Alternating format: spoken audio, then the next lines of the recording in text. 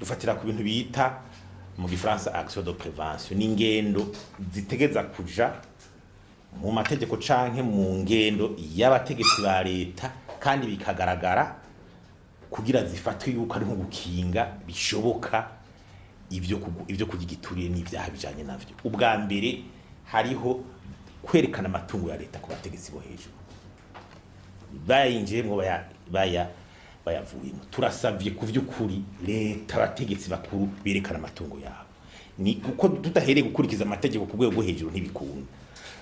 Ibwizwa shingiro irabisaba mu nama mwingingo ya 95. Loi anti-corruption ikorigwanya igiturire ibisaba mu ngingo ya 29 rikavuga abantu bose bategeza kubikora kuva ku mukuru w'igihugu, abashikiranganje, biro za assemble, ababura amatari, ba mustaneri, abajejwe ibigega vya leta hano hose mu mashira hamwe.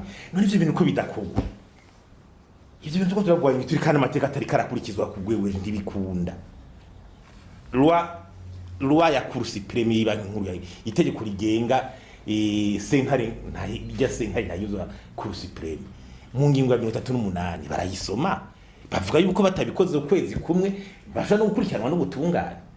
Sinzire ko muri leta bazi ko des poursuites judiciaires zishoboka ku bantu batakurikije iyo ngingo ukwezi kumwe guheze ayo mabanga yatangwe. Ntiko turabira kuko none ngo butungane abako tari ko burakora bwofata nk'ingingo yo gukurikirana mu butungane bo vyemera bo vyoja mu ngiro. Ni ukumenya yuko hariko haragara yuko icya kabiri ni ibintu vya confidentiel n'ahandi hose ntibikunda ko abantu b'abategetsi bakuru ari busanga mu masoko ya leta ari baja gutora amasoko ya leta, ntibikunda.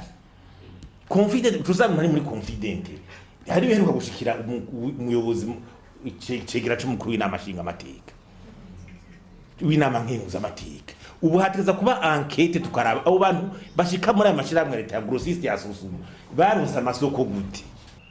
Ico ni kingiza guhagara ibintu vy'ubu by'amakado ahabwa abategetsi bijyana ibihugu byoje bikoreje mu giture nta mutegetsi agenda ngo ariko baramuha amakado bamushira ngo ubuganuke bijya ndibibaho byabizi ko birazana odeur ya polisi n'ibintu rero bibuzwa canke ingena amafaranga ya leta akoreshwa transparence. Amafaranga ya leta ingena akoresha ubu barodita muri leta hano hose ifaranga rya leta yakoreshwa audit ntabihari. Amafaranga leta akoreshwa barodita mu bushikiranganje audit nyene ati mbega amafaranga yakoze iki, hubatswe ishuri, hubatswe isa gute, iyo audit. None budget agira audit general nyene ibintu byarangiye